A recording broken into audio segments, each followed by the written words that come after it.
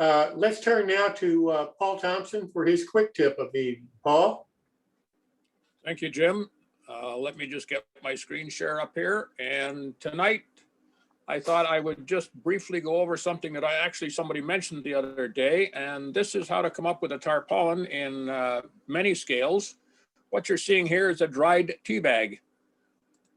And I decided I was going to make a tarpaulin for a small tractor, and that's what sort of started this. It's very important to choose the right tea bag. I use Stash, and that gives me a two bag kind of two flow thing, and it gives me a little more area.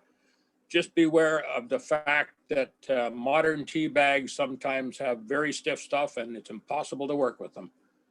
And I do them after I have tea in them, and you can do them before you get a slightly different color. That's what that is.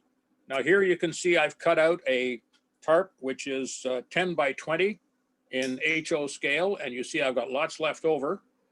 This will actually give you a 12 by 20 tarp in O scale or 25 by 40 in HO. So I'm there with my tarp to put on the tractor. And one of the tips I'm going to give you is put this on wet. Wet the thing, put it on, shape it to the tractor. I used a pencil to kind of stuff it around. If you don't like it, let it dry, re-wet it, re-wet part of it. You can work on bits and pieces of it, and eventually you'll get it tucked into your liking. If you don't like the whole thing, take it all off, re-wet it, and put it on again. What you do at this point is once it's on wet, you just let it dry. You can hold it on with a little bit of white glue, and basically it starts to look like this.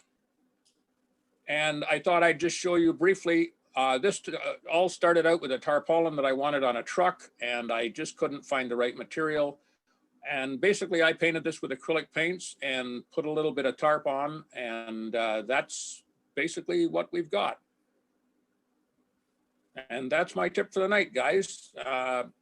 Just keep working with it. It's correctable and easy to do. Thanks. Thank you, Paul. That's a great idea.